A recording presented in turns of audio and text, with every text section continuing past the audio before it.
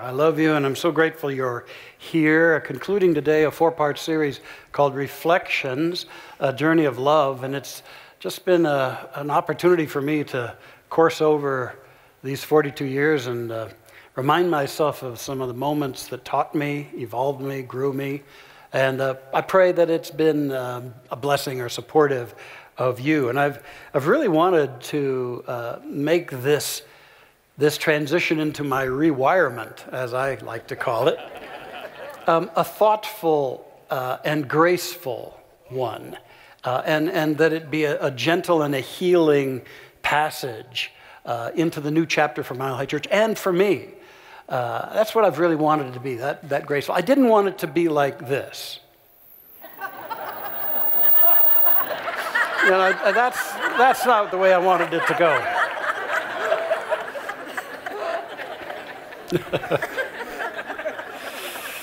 So today, in this my final talk to you as a senior minister here, I thought I'd want to impart to you some keys for a great life. And really that title comes from a conversation and an experience I had with my predecessor and my beloved mentor and friend, Dr. Fred Vogt. I've told you a lot about him this month. But we were at a convention of all of our churches and centers in the early 80s in California. And at 6 a.m. in the morning, I was awakened by a call in my room from Fred, and he sounded terrible. And he said, "Raj, I'm supposed to speak to 200 of these delegates at this meeting today, and I feel terrible. I can't do it. You got to go do it for me." I said, "Fred, who are these people, and what? I don't have anything prepared, Fred. What in the world am I going to go tell them?" And Fred said, "Raj, you just go tell them what we tell people every Sunday. You just go tell them that they can have a great life." And I did. And it worked out. And I've been doing that for 43 years since. I'm here to tell each and every one of you blessed souls, you can have a great life because you are a great spirit. And I know that about you, even if you don't.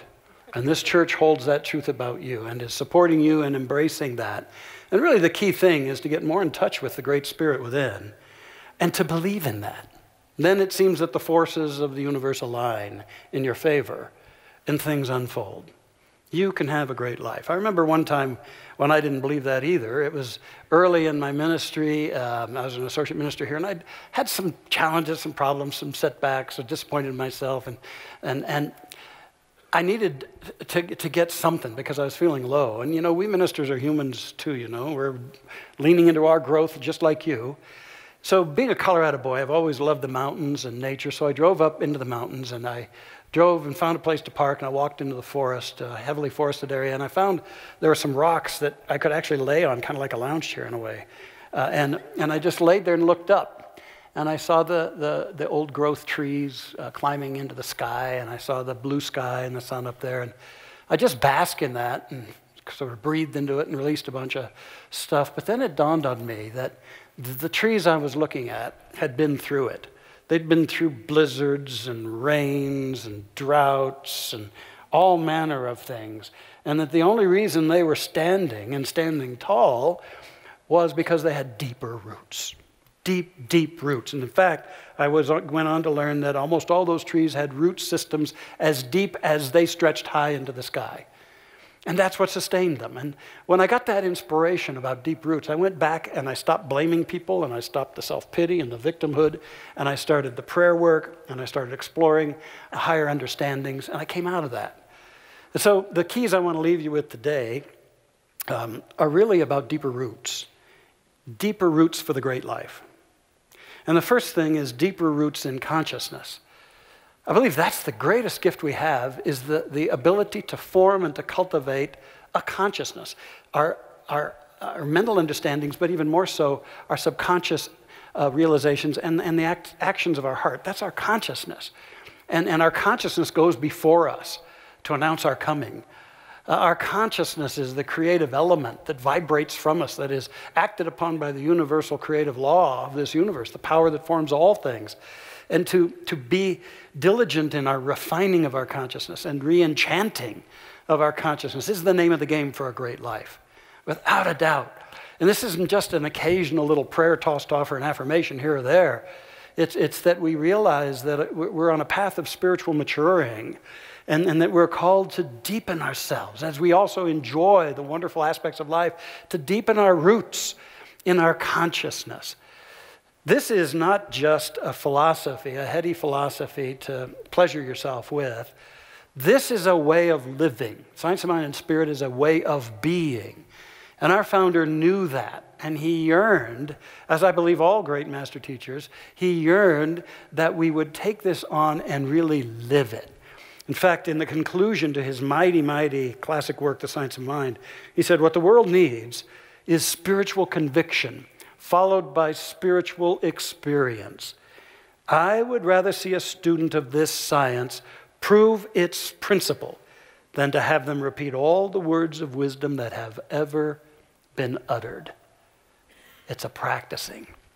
It's really continuing the greatest journey, the journey from head to heart, to take these concepts, these truths, from an intellectual or theoretical understanding to the heart, to the level of direct experience and undeniable knowing. That's what gets you through the storms. That's what allows you to bring forth your gifts. That's what makes everything good in life. So I just call you to that. Ever deeper roots in consciousness. And while I'm at it, I want to get a few things off my chest about some misunderstandings about this teaching. Over my 4 decades involved in this, I've seen an evolution in our teaching. Early on, the teaching was very much centered around manifestation. How can I as a student, how can we as students manifest more in our lives? Better relationships, more abundance, health, more of this and all of that. And we were very much a movement that taught and emphasized that manifestation. And it's true that there's a power that we can work with, a law of mind, that can manifest greater good if we can bring to it the deep inner shifts and the higher believing in our lives. And so that was good for that time, but we evolved to not eliminate that, but to grow beyond that and to add an element, and that is the mysticism of our teaching. We are a teaching that knows that all of us live, move, and have our being in God. And as we're also teaching people to manifest and heal their lives, we're talking about how you can live in a conscious sense of oneness with that presence. That it can fill you, that it can guide you. You can feel its joy. You can know you're never alone. And that you can sense, not just theoretically, but you can sense that we're all woven together by the great infinite love of this universe. It's that mystic knowing that takes us deeper and makes our life even richer and more powerful. Don't miss the mysticism of this. Another thing I wanted to address was how sometimes we can get into a little unnecessary guilting. Now, you know, many of us came out of traditions that were steeped in guilt. And we sought to get out from being guilted in so many ways. But it's interesting to me that we learn this teaching of oneness and that everybody is a divine expression unfolding on their own perfect path, and yet we can lay guilt trips on people. Have you ever had somebody say, well, I wonder what you were thinking to have that problem, you know? Oh, I wonder what you've been thinking to bring that about. You know, whenever that happens to me, I just want to give them an experience to work through, you know? Although I believe in nonviolence, so I really can't do that, but it brings me right to the limit, I must tell you. It's up to each and every one of us to discern how we can grow through our experiences and by means of our experiences. And we don't need other people around us to chip away at us. So my mantra is mind your own spiritual business. And pray for others rather than laying on any subtle or overt guilt. And then don't guilt yourself. You know, one of the things that has vexed me is that sometimes individuals who don't quite get everything we're about will go through a tough time or have something come into their life and they'll run away. They'll leave church and they'll say, I was too ashamed to come to church. What? Why? Listen, when you and I are going through the tough times, where do we need to be? Right here. You're right there. Because, this is a field. This is a vibration that can lift us. It can support us. And that's when we need to hear the truth, not run away and hide in some cave. Now, the ego wants to do that because the ego is always interested in looking good. But the truth is, when we get vulnerable and we admit that we're struggling, this is the place to be. Be here with our practitioners. Be here in this service. Drink it in and don't guilt yourself. Don't guilt yourself. All right?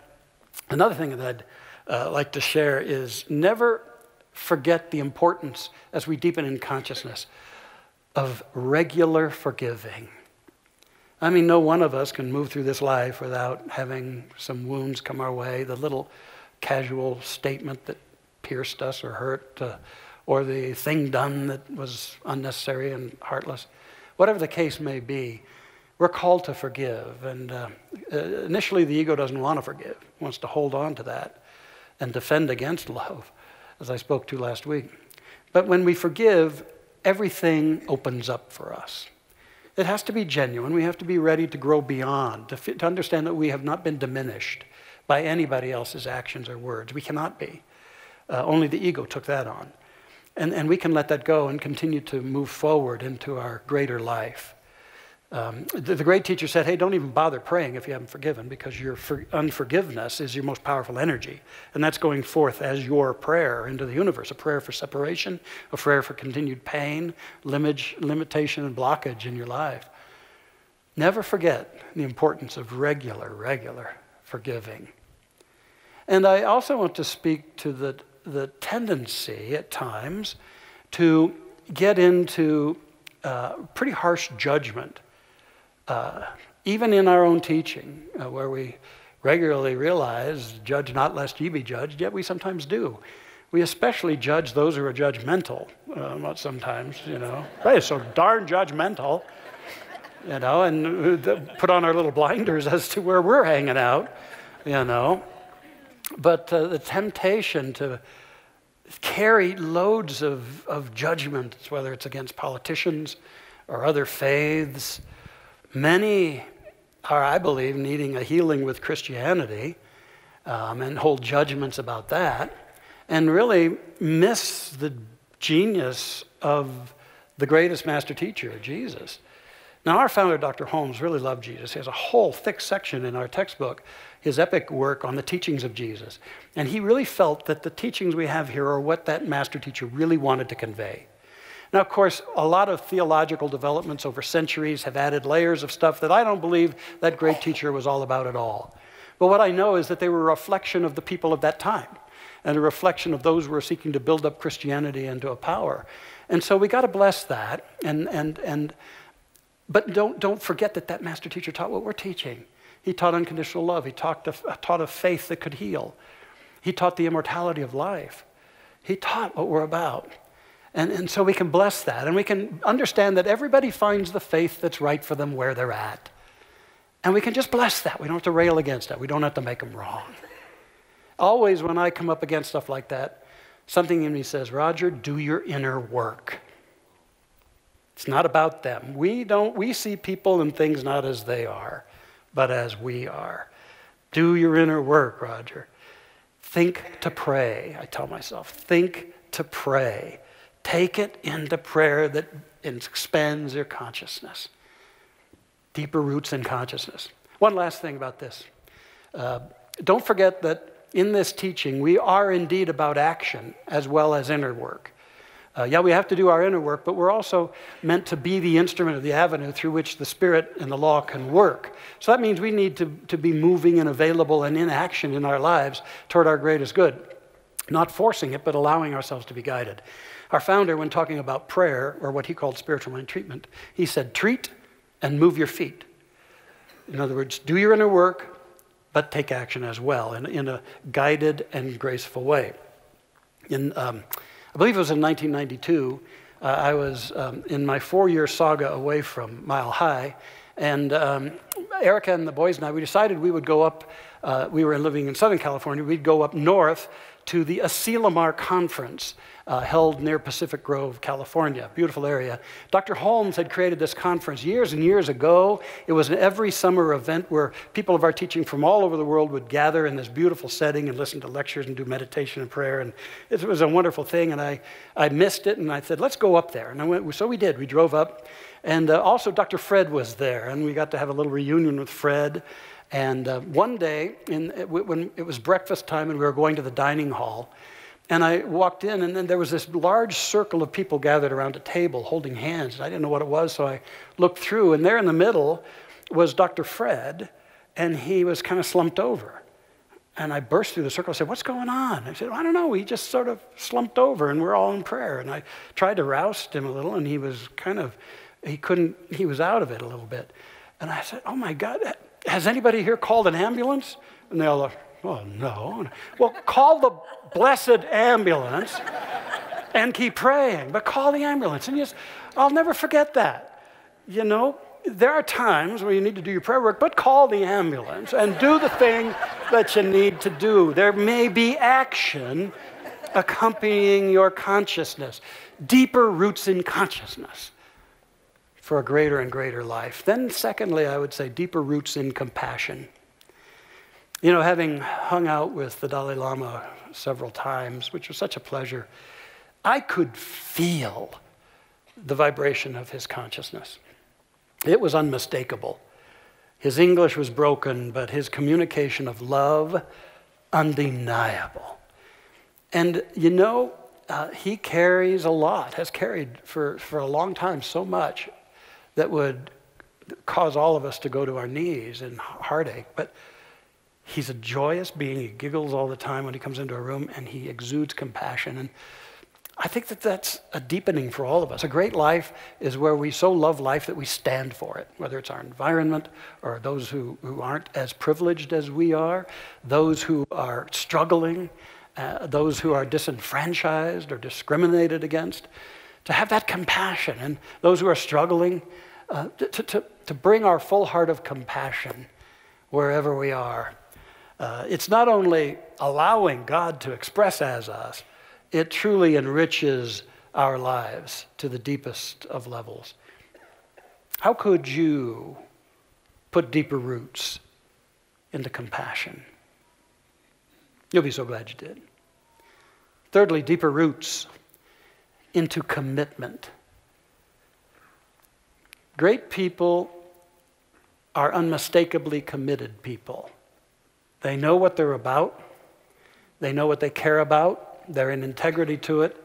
They get involved. They don't just sit on the sidelines and complain. They get involved, and they make the difference that they can as they give their own gifts. I believe that's a key to a greater and greater life. Deeper roots in our commitment. I got to tell you, around here, we have so many beautifully committed people. So many of our longtime members who've stood strong in this church for years and years. And I want to, very specially from my heart, acknowledge that we have one of the most committed, skilled, loving, and honorary staffs in any company, any organization, anywhere. And I love them. And they serve us so lovingly, dedicated, devotedly. They're just miraculous people. And I ask whoever could to be here so that we could just shower them with a little love. Our staff, I think some of you were able to be here today. Would you stand so that we can just love and bless you guys? Yeah, they're...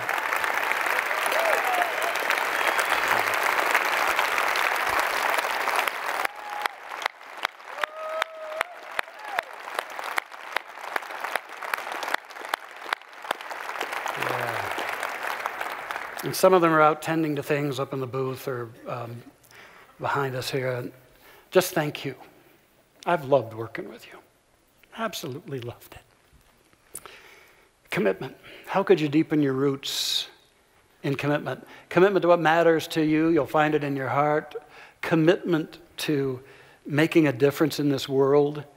You know, it's easy to get so discouraged, but you know what? Take heart. We were made for this time. We're made for this time. And commitment to living full out. Commitment to your joy and your enthusiasm. Committed people are enthusiastic in this life. And I love that. I love that. My youngest son, Bobby, when he was 10 years, coming up to his 10th birthday, I asked him, we were living in California at the time, what would you like for your birthday? And he said, Dad, I want you to take me and my buddy to Magic Mountain, which was a big amusement park, and I want us to get there when it opens, and I want to stay till it closes.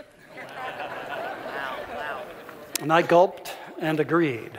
And so the day came, and it was so early, it was dark. We scarfed down some breakfast, hopped in the car, drove up from Orange County to Simi Valley to pick up his friend, then drove a little further north to Magic Mountain, Six Flags. And we were there when it opened, and off those two ran. I couldn't keep up. They were running all over the place. They were giddy with excitement, having the time of their lives. At one point, they couldn't even decide which ride to go to, but finally they made a choice, and off they went.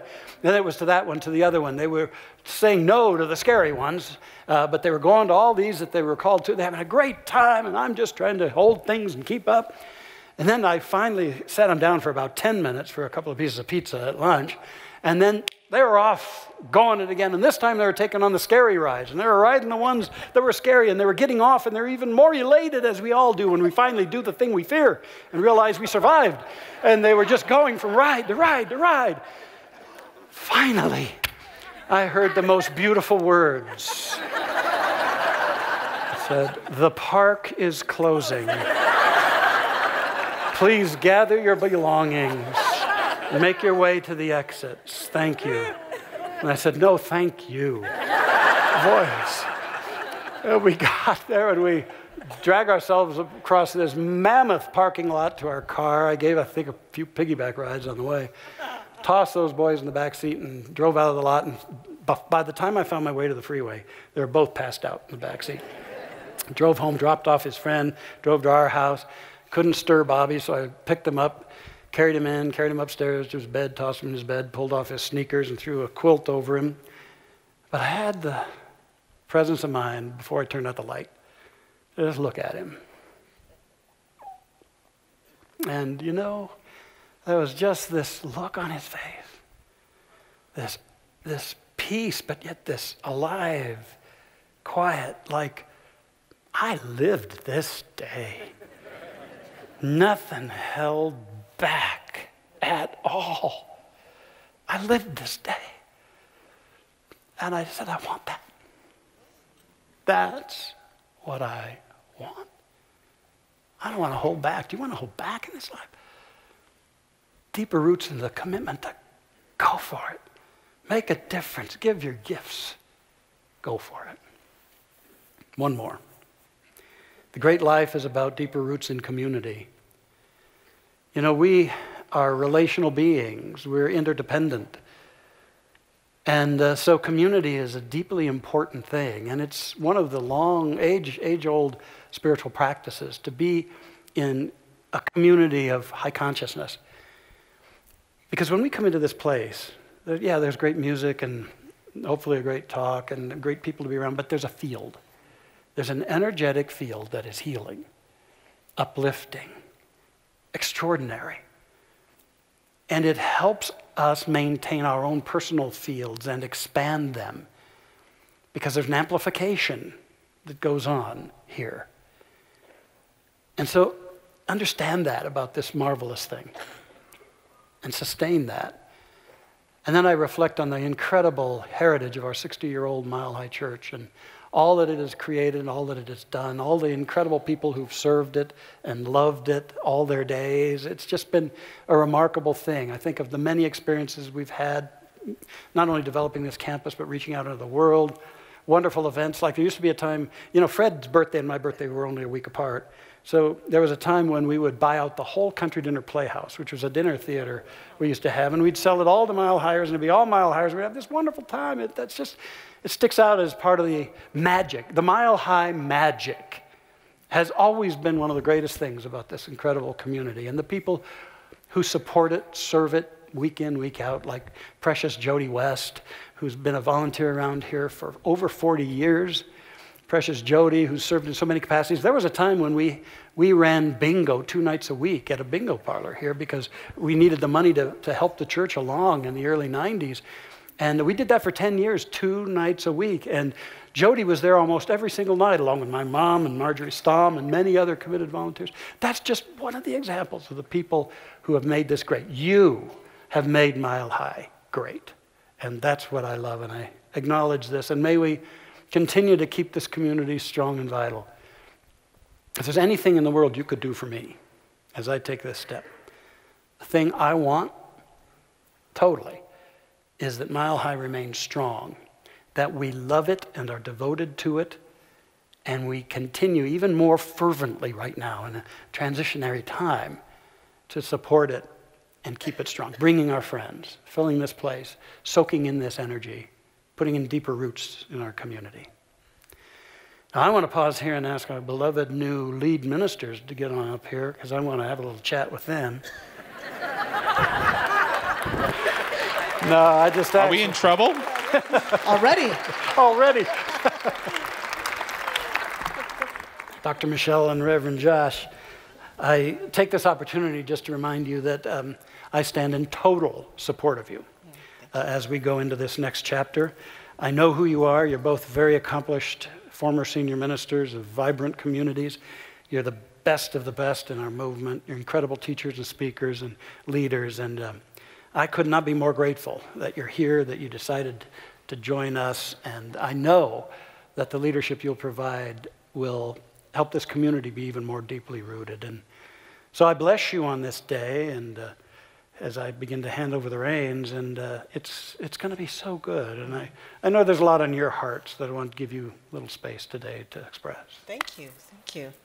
Well, I'm very touched by your message today, and very clear that it feels to me like as a community and in my own heart as a minister that we're endeavoring on a huge trust walk together. Mm-hmm. Think about those people who do the fire walks. They got nothing on us, right? Mm-hmm. We're walking together in faith and trust, and it's an opportunity for us to dig even deeper into our teaching, into being the beloved community, and trusting all that is about to unfold that we can't even see. We can't see the future necessarily. We just know this moment. I heard something yesterday that really spoke to me, and it was the anxious person's edict is worry feverishly, details to follow. But the trusting person's edict is everything will be okay, details to follow. Mm-hmm. And I feel like that's what I'm living, and I think what we're living. That's right. That we get to walk forward and the details are to follow, and we get to stand together and walk together in that trust and take the wonderful legacy of Dr. Fred and all those who came before him, and mm-hmm. you and your ministry, and Josh and I have a chance to walk together with this community that we love. And I stand in full trust of my own minister's heart right now in front mm-hmm. of you. And I'm committed to that. I'm committed to you.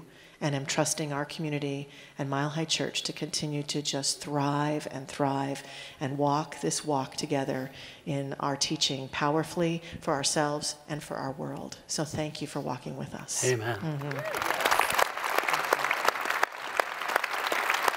And what I know about Michelle, she found this community when she was 14 years old, and I think it grew her, and now she gets the opportunity to grow it in incredible ways as it continues to grow us both, I know as well. And in the Gospel of Mark, when Jesus, the master teacher, is baptized, I like that this happens at the beginning of his ministry. He hears a voice that says, "You are my beloved. My favor rests in you."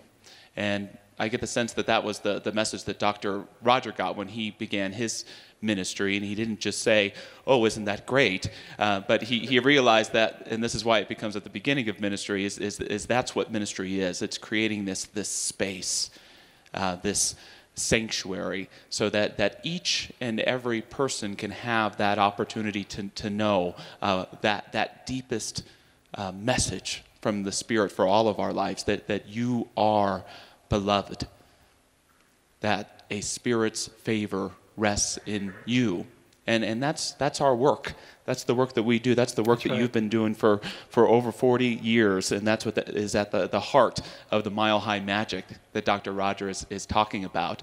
That there's this great blessing that happens when we get to know that there's a power greater than we are that's in and active and cares about our lives.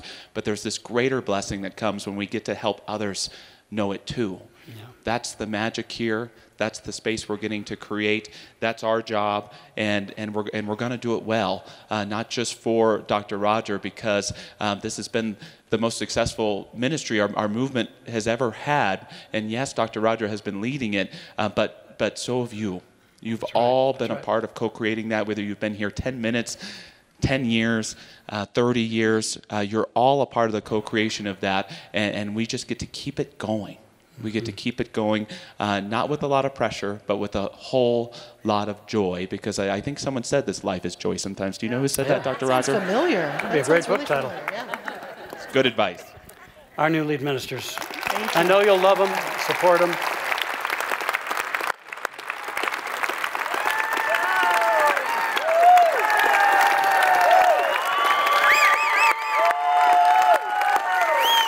Yeah. I love you, Mitch. Love you, Josh.